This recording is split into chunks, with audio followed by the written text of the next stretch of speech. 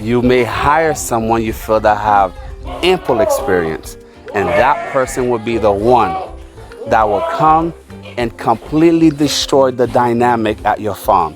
They will come with the bad habits, with the wrong attitudes, you understand? And then they'll turn your good employees into unruly, lazy, uncooperative employees, right? And then these people, you should always be wary of folks that have worked at like 15 different farms within like 2 years.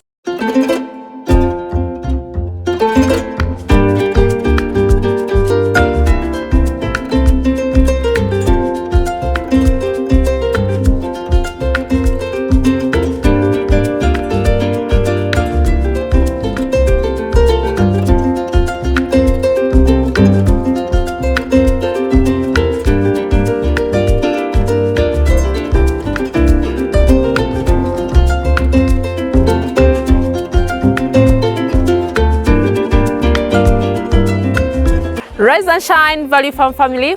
Welcome back to another episode of The Farm. If you're new here, you are most welcome. Please consider subscribing if you haven't already, and also turn your notification bells on not to miss out on any episodes of The Farm. And of course, to all our returning subscribers, thank you so much. Thank you so much for being part of this family, and also thank you so much for loving Value Farm. Well guys, we are back at the farm. It's a beautiful day. It has been raining all throughout the night. Yesterday I think it rained the whole day, but today the sun is out and we are super excited to be back at the farm to give you guys updates of what is happening at the farm. Share with you guys ideas, to share with you tips, to encourage you, to inspire, and also so much more to share with you guys. I also have my co-director on standby who's going to say hello to you guys and also say something. You are most welcome. Well, thank you very much for that rousing welcome. Guys, it's always nice to be back at the farm. My name is co-director Grafton. Such a blessing to be here with you guys back on the ground. Today, this topic, I've been mulling it over in the back of my mind, and many of you have actually been requesting this too. Dealing with the overall operation of your farm. You want to be a farmer, you save your money, you have your business plan, but then the one thing you can never truly account for is how exactly are you going to manage your farm? Because most of you out there, you have a career, you have your family, you can't just abruptly quit your job and get 100% into farming, right? You have to transition into that position. And then from the very beginning, we always tell you guys, you need to transition. True. But this is a topic that's very sensitive. And the reason you come to Value Farm YouTube channel, you follow us on social media, you guys know we have to keep it real 100%. Because a lot of people speak in platitudes. When it comes to management, you'll find other YouTubers that are producing farm content. They'll always tell you, yeah, the biggest challenge is always going to be management, but it's so broad. So today we wanted to kind of break it down into, in depth, right? So that way you guys can get a better understanding as far as what does it mean, management. Management is going to fail you, sure, but how? What to look for, how do you prepare, and how do you spot a fraudulent manager? All that's coming up, so please start us off. Wow. Starting with, how do you get the right manager? I know most people will come with the CVs, with all the paperwork from, forged paperwork, especially here in Uganda. It has happened to so many people. And remember, what we are sharing is not only happening to us. This has happened to so many friends of ours who are also farming. It's an epidemic. Yes, it's just a challenge that most of us who want to start farms face, or who already have farms have faced. So people finding the right manager is really very difficult. You should be prepared. We don't want to really sugarcoat and also make you guys think that it's easy. If you get a good one, then you're lucky. You're good enough. But also getting people who claim to be really good, they know what to do at your farm, is also common. And we have faced that already from the farm, whereby, you bring someone, tells you, I know how to do this. I know how to take care of the chicken. I know how to take care of the goats. I know how to take care of the sheep, everything at your farm. Like, I know everything. Then even tells you, like, I have an experience. Tells you how many places have you worked in exactly. Tells you I have worked in so many farms. So I've even been doing farming in my hometown, like, the background is there, and you feel convinced that, this is the person I should really hire to my farm. Do not be lied to. Of course, it is just like a gamble sometimes. You trust this person has brought the paperwork, the CVs, the background checks. Do your background checks, by the way, before you even you hire someone officially. Or if not, at least make sure you put them on probation.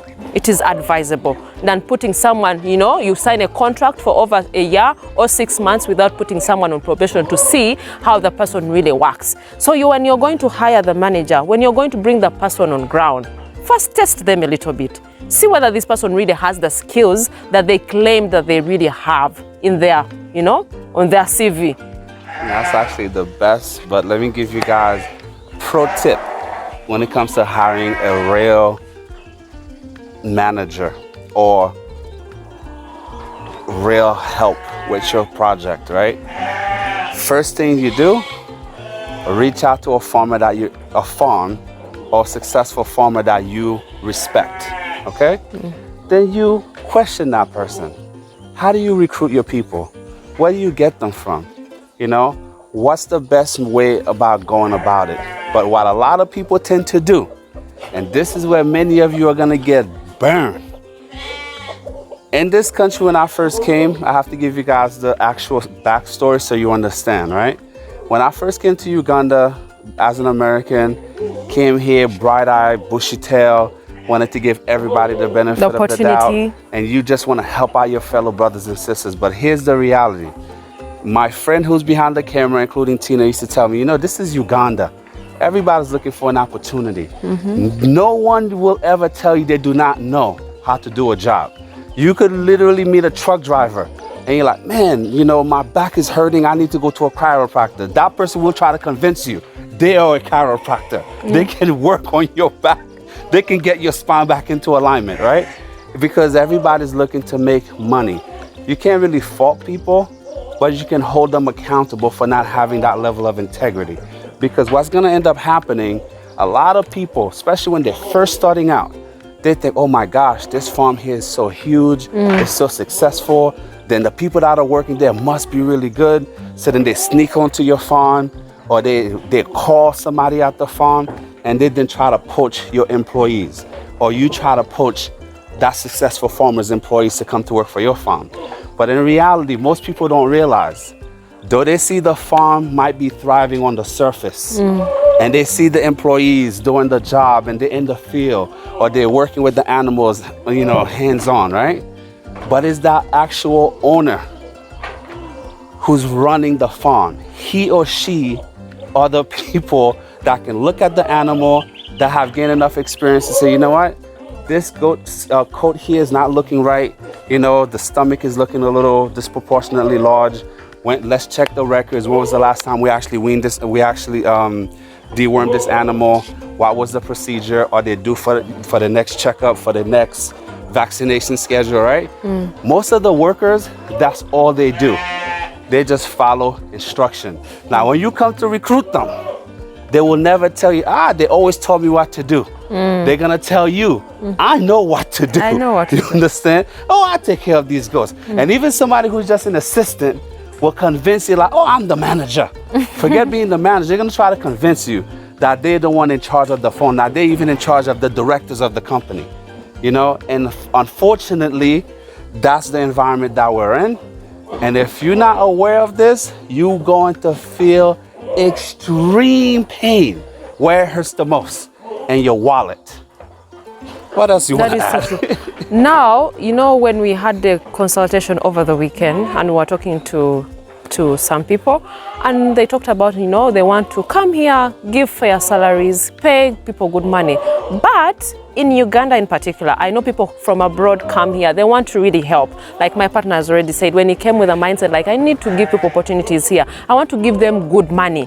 But sometimes you are going to be drained. You are going to be disappointed. You want to help someone genuinely, but these people on ground, most of them do not have the skills, but most of them will claim to have it. And you're going to spend so much money. However, to make sure that we frame this the way that you guys need to understand, when you get an overall manager at your farm, you can't pay that overall manager the same amount of money you're gonna pay an assistant manager.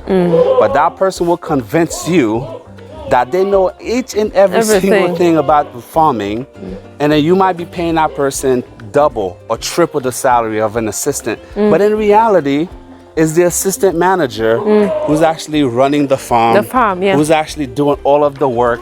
It might even be one of your farm hands who actually understands better how to actually manage and deal with your goats, deal with your chickens, and not that real manager. But what they will do, which is the part that is so dangerous, that one assistant or that one standard employee that actually knows the work, the moment that overall manager understands that person know more than they do, they're gonna start to sabotage that employee. Instead of elevating that person, instead of coming to you as the owners of the farm to say, you know what, I know Jonathan here is a herdsman, that's his official title. He takes out the goats to graze, but in reality, when these goats are sick, he knows exactly what to do. He knows the dosages, he knows how to identify, he even knows some of the natural ways to treat these animals. Instead of elevating that person, they're gonna try to isolate and eliminate. So you now, if you're not on the ground, if you don't really understand what's happening with your farm, if you don't have a good relationship with your workers, right, it's gonna be to your detriment, because all of your good employees are gonna end up leaving, and you're gonna end up with the ones that are just there collecting a paycheck, that are only gonna attempt to work only when you're on the ground, when your eyes can land on them. Because a lot of the time these guys are at your farm, when they start to develop bad habits, right, it's impossible to fix those bad habits. I often say sometimes it's better to get someone with zero farming experience, with the right attitude, with great work ethic, and we will train them up if they are willing, if they want to be trained, you know? That is so true, because we've got really so many people here with zero experience, but they have the attitude, they have the zeal to really learn. There's some people you bring, you really even question yourself, oh my God, will this person really manage? I remember like the young Dennis, Dennis is one of our workers who came here. He was, you know, he looked like a person who wouldn't even manage. I told even him, I was like, oh my God, will Dennis really manage to work? He was so skinny. He was so skinny. He became a champion. He became a real good worker. He saved his money, by the way. He's no longer working with us. He's got his own business. He's built a house. He's got 2 wives. He's living way better than me. But when he came here, oh my God, but he trained him. He had the energy. He would wake up. He would be among the first people to wake up, to go and do his job, get done. Then later on in the evening, you know, he sits and does his other activities, then, you know, sits down. Some people just come for paychecks, come for the money. That's what you should really know about even hiring managers and also workers at your farm. Some people just come here, you know, they have a target workers. They feel like, okay, after like 2 months, 3 months, I'm gone. And they're not even working to the expectations, to your expectations. And they're just working for the money to come at the end of the month.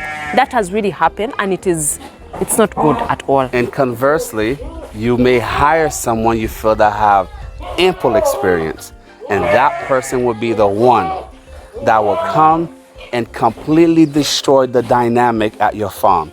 They will come with the bad habits, with the wrong attitudes, you understand? And then they'll turn your good employees into unruly, lazy, uncooperative employees, right? And then these people, you should always be wary of folks that have worked at like 15 different farms within like 2 years. There's a reason for that, you understand? And then the tricky part about here being in Uganda, right, in terms of work database, right, somebody may come to you and say, yeah, I have this amount of experience, here are the references, and yeah, you're speaking to their best friend. You understand? They may give you the information for the company, a name, phone number, address, but it's all fabricated. So the best way to detect a fraudulent manager is when they get to your farm, forget the CV. Take that person to the field. You bring them a goat, and you're like, okay, fine, this goat here. Tell me, what's the situation? Look at the body score. Tell me what's wrong with this goat. You understand? Oh, you specialize in chicken. Fine, poultry. If you want to do poultry yourself, Ask about the doses in terms of medication. Ask about the first 3 days. How do you set up a brood for brooding? How do you actually prepare when you're expecting your chicks to arrive from a day old until they're 2 weeks? What are the different phases? If they cannot just regurgitate that information off the top of their head, no matter how much you may like that person, no matter how they come so humble, and they come so very humble in the beginning, and those people turn out to be your worst nightmare. So then the way you weed them out, you make sure you put them to the test immediately. Do not offer anybody a final position until they're at your phone for at least 90 days, okay, because that's usually the time frame. They start to feel comfortable. Yeah, true. So then if you're gonna give somebody a 12-month contract, great. Only after they complete the first 90 days. I'll give you guys another quick story, right? We hired an individual that was supposed to be a poultry expert, goat expert, particularly apiary. And so here I am. I spent a couple $1,000s ordering beehives, and then the beehives are at the farm. And then for like the first month goes by, we're not catching any bees. The second month goes by, no bees. And I remember when we first ordered the beehives, the gentleman that brought the hive said, yeah, you know, if you set up the hives properly, they should swarm within like a couple of days, within like a few weeks, all of the hives should be fully colonized. So now month 3 goes by, there's no bees. So now I'm asking questions like, wait a minute. What's going on? You're the bee expert. You know, I'm here learning from you, you know, humbly. You know, I'm supposed to be learning from you. So now, where are the bees? For those of you in America, there's one of my favorite commercials. It's like, where's the beef? You know? Where are the bees? So to me, I'm asking, where are the bees? And at first it became like, you know, just like a casual comment. But what happened to the bees? How come we don't yet have not just one hive colonized? What's going on? This person was such a prolific liar. They convinced the entire staff at the farm. The reason you don't see any bees where we're located is not suitable for bees. There are no bees in the area. Do you remember, Tina? Yes, I remember. To the point where for a good 6 months, no bees. There's a lot of spraying in this area. People are spraying, people are doing A, B, C, D. And I'm thinking, is that really possible? So here I am, I'm on Google, I'm reaching out to other apiaries around the region. But yeah, here in the village where we're located, Some people have. Several of our neighbors have bees. You know, in fact, we see them every day when we actually put the feeds out for the pigs. There's some level of sweetness in the maize bran, right? There's some molasses in there. So they come, and we're like, wait a minute. How come our neighbors have bees and only our farm can't get any bees? Long story short, the moment that person left the company, within 3 weeks, all 30 hives are fully swarmed with bees. And that's a perfect example of how somebody, instead of telling you, you know what, yes, I'm not sure. I'm not 100% positive. I don't know how to get the bees to swarm. They will just steady lie to you. Now, the story might sound funny, but there's nothing funny about that story. Because when you spend your money and you invest in a particular aspect of farming, and the person you bring onto your farm, you're paying that person a healthy salary, and yet the main priority is not to work, it's to lie, it's to deceive, it's to connive with the workers, to try to turn those workers against you. And that's the danger. So, in your case, this is what I will leave all of you guys with. When you have a manager at your farm, that person is just a pillar, not a post. What do I mean by that? Most new farmers, especially when you're first getting into the industry, when you hire a manager, you give that manager such reverence. You give that person such power to the point where they start to feel like they own the farm. They are running your project.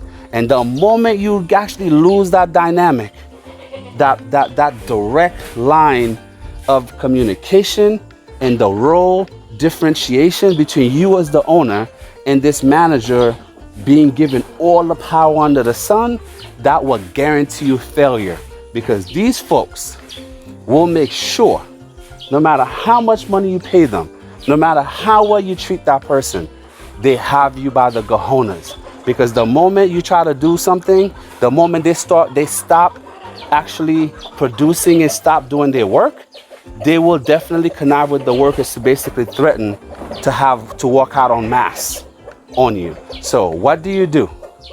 When these people come to the farm, they have to understand. Every single employee at the farm need to understand, this person here is here to assist me. This is my project. This is our company. This is our farm. That person may have suggestions, but what we say, what we want, the plan that you roll out is the law of the land. And if anybody has a problem with that, then they need to go off and start their own farm, or they just need to go elsewhere. They don't belong at your farm. I know it was long-winded, but I had to give it to you straight with no chaser. That's why we always say, treat farming as a real business. Remember, you're putting a lot of money, a lot of investment into the projects that you have at the farm. So you don't have to really play around and joke around with your money, because at the end of it all, you're going to go broke when you're really putting so much into the people, so much into the projects, but you're not yielding anything. Then you quit, then you go for another thing. Then also when you're hiring managers out there, these are things that you need to really look at as well. If you have someone who comes here and just gives instructions and they're not participating at Them off anything, immediately. it is not really good. It's not a good sign. If you're there and someone is just, oh, this one is supposed to, of course they have to give instructions, but also be part and also be an example to the people you're working with as well. But not just seated and you just there to look, to watch. It's not that a manager... You have a manager as a spectator. A spectator, exactly. That is the right word. You don't have to just spectate and just think that, you know, I'm just here to give instructions and this and that, and you don't know how everything is really done. You have your knowledge, as people think. They have the experience, but you can't really implement it on ground. That is totally, totally wrong. Then we are also discussing with another friend of ours who was a farmer. And of course, these are the challenges that we face as farmers. And they were like, you know what? I had a worker at my place, because we're discussing like our challenges with workers, managers and all that. Then he was like, you know what, I also face such challenges, but whenever I notice that someone is becoming comfortable, someone doesn't have respect for me, immediately get that person off your farm before they can contaminate the rest of the staff, everyone at your farm. Because this is like going to be something that is going to be so bad. Everyone is going to be brainwashed and everyone is going to turn against you. And you'll be the bad person. Whenever you bring something that to tell them, maybe instructions for them to follow, they will not, just because of one person. But if you did it early enough and maybe got that person off your farm, it is better.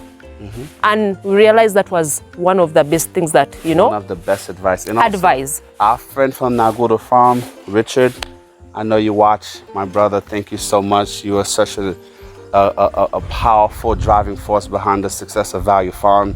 And I remember when we first met Richard, he sat us down and he said, you know what, every once in a while, no matter how much you like the staff you have, sometimes you watch for the ones that when they go in the field, sometimes they instead of working, you find them under a mango tree, you find them in the bush, they're pretending to work, but they're not really working.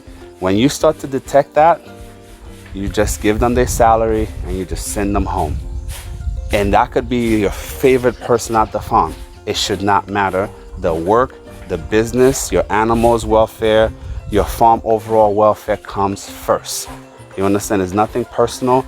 It's just business. And another thing too, guys, I just want you to take heed of this, right? Whenever you actually leave a plan of action in place for your staff, be it the manager or section manager, because this is a sizable farm that's growing.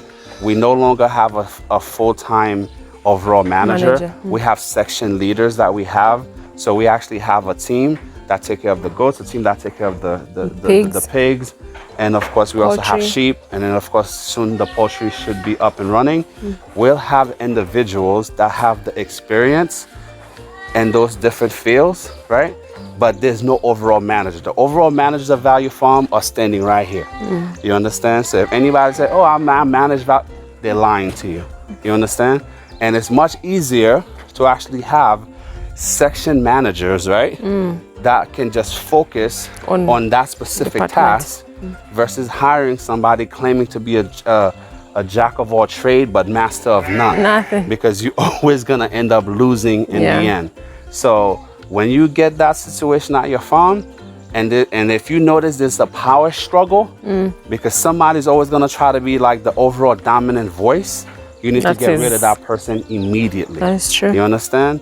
So those are some of the pointers I wanted to give you, because I know I myself, I'm an avid YouTube watcher. I love seeing what other farmers are doing. I watch videos in New Zealand, Australia, all over the globe. But particularly on the continent, people love to paint broad strokes. They'll always say, management is gonna either help you succeed or fail, but they never really give you the details. Yeah. Okay, so this topic, it was near and dear to my heart, because believe me, we've actually had our fingers burnt, so to speak, here. So we speak from experience, you know. I wanted to add something before you say that.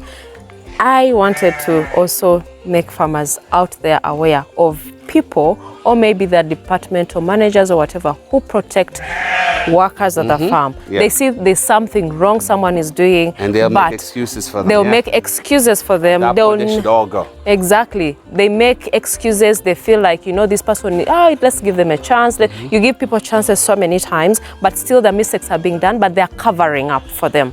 Covering is something that is going to cost you at the long run. You may think it is something that is small, but it's going to cost your farm. It's going to cost your finances. It's going to cost everything at your farm that you're running. So people whom you hire and also protect, even workers, fellow workers, we always have meetings here as well. We sit down with our people, with our colleagues, we talk to them whenever they have challenges, and this is also for farm owners. You have to create time to talk to the people at the farm and also see what challenges they are facing. We are not perfect. No one is perfect, and that's what we always even tell them.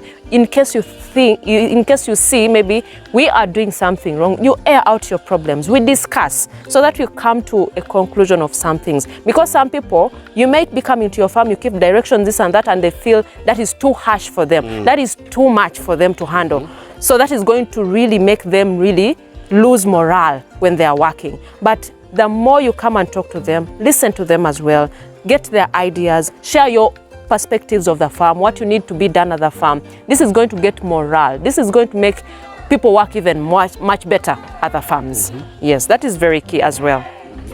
That's a very good point there, partner. But another thing I wanted to point out to you guys, just make sure, no matter what you do, as my partner just mentioned here, if you have a manager, like, let me give you guys a perfect example. I would say maybe like 10 months ago, if not, maybe like a year ago, when the farm really initially started to gain traction, we actually had some folks working in our goats department. And we actually had about 3 employees that was actually full-time duties looking after our goats, right? And we noticed a lot of our kids were not doing well. That they would be born super duper healthy, and then a couple of weeks later, that same amazing looking boer kid or Savannah kid all of a sudden look like it's at stage 5 cancer. You know, like it's so thin, it's so skinny, and then you start to ask them, but what's really happening here? You know, how come this animal is looking so emaciated? And then that person, the manager, was always quick to cover. Oh my gosh, the guys that work in this section, you know, in the middle of the night, they care so much. But in reality, these people could not have cared less about these goats. We lost so many of our kids initially, not from being sick, but from negligence, because a lot of these kids were actually starving to death. Where these guys literally would just wake up in the morning, especially if we were not around during that time frame, they would just take their porridge, they would take their sweet time, being given full cover by the manager, right? And they were not actually grazing the animals long enough, so the goats didn't, a lot of our goats at the time were not producing enough milk. True. And we just didn't really, we couldn't really wrap our mind around it. But in reality, the goats were only being grazed 3 to 4 hours per day. I just want you to wrap your mind around that. And then a lot of the time we would have, some of our animals would have broken limbs. You know, they would see there's a gap in the floor in the house. Instead of letting us know, instead of just making one simple phone call to get that floor fixed, they would just let it go. One time we had like 4 goats with broken limbs. And then when you ask them, and everybody's gonna tell you this, oh, we don't know. We don't know. It's because it's not their money and they don't really care. They don't care at all. You know, some people are very cruel and they're very mean-spirited. They want to see you fail. Sometimes the person that's rooting for you to fail is not your jealous neighbor. It's the people working for you. You understand? So this is not show friends. This is actually real business. Yeah. So no matter how much you may like this person, no matter how much that person will come and smile in your face, if you're noticing something wrong with your animal, go with your gut. Go with your gut instinct, because this is the same manager that will connive with these vets to steal from you. The same manager you buying your feeds, they're gonna be stealing your feeds and feeding your pigs just a base maize bran with no fortification. You understand? So the moment you see your animals are not looking well, especially as you're transitioning, get yourself somebody else. You understand? Find somebody else. And again, don't just look to poach someone from other people's farm. You talk to someone you respect. They help you. Find a mentor. Okay, find reputable companies out there. There are a few more companies that have extension workers. You need to find farmers that you can respect. You need to find reputable farmers, no matter where you are. You know, don't look at that person's age. That person could be male, female, young, middle-aged, old. But if they have the knowledge, and we urge you guys to share, help out your fellow farmers out there, guys, because the country, the world needs us. Yeah. And every farmer out there is doing the good Lord's work. So let's help one another to get better. Forget jealousy, forget pride. We have to do this as a unit, because no matter how many goats we raise here in Value Farm, Uganda has over 50 million people. We can never supply enough. So you working with me or me helping you as my neighbor, there's no competition. As long as you do it right by your animals and you care for your livestock, at the end, you're gonna be okay. So there's no reason to try to sabotage anyone. That is so true. This might be a 2-part video. It's getting so long. It's getting so long because management is really very key. We might even be here like till tomorrow talking about management, because there are so many things that we have to share with you guys. But we shall also bring it maybe in part 2 or in a different video, so that we can share with you guys the challenges and also the benefits of having good managers at the farm. All that. We are not only talking about the bad side or this and that, but we are sharing with you the experiences. But guys are out there as well. If you're a farmer out there, share with us also your challenges as well, what you've faced, so that other people can learn from you. Don't suffer in silence. Don't suffer. And that's the key in Uganda. I'm so happy you brought that. Yeah. There are so many farmers out there that are just so fake. They are losing their shirt. They are suffering like you wouldn't believe. But they know what they're going through. They will smile in your face. They'll say, everything is great. Okay. Right? And they will never tell you the truth. And vice versa. Some of them are really thriving. They're doing great. They've unlocked all the challenges. They get the answers and they know what to do. They want to share. They'll never want to share with you. That's why we want it to be different. Yeah. That's why we bring you the good, the bad, and the ugly here at Value Farm, because you know what? There's no such thing as pride in business, particularly when it comes to dealing with people and dealing with a business that's scalable, right? You have to set your ego aside. True. The business comes first. That is so true, guys. I think we've said it all. Leave your comments down below. We want to hear from you guys as well. And also, if you haven't really checked out our social media platforms, I don't know what you guys are really waiting for. We have Instagram, that is Value Farm UG, Facebook, Value Farm, then also TikTok, Value Farm. Please go check behind the scenes, go learn something, get motivated, get inspired, because people just can't watch those short clips, watch the pictures, and they get inspired from there. So please go check out and also share with your friends. Tell a friend to tell a friend. We are here as a family. You are family. You're part of Value Farm. Most of you have really left comments saying that I've seen Value Farm grow to where it is right now. Yeah. Guys, we have grown with you. You guys have seen where we've come from. The people we've been working with, you guys have seen some of them on camera here. And you guys appreciate what they have done. We appreciate them as well. Please like the video, share, and tell a friend to tell a friend. Till next time. Bye. Bye.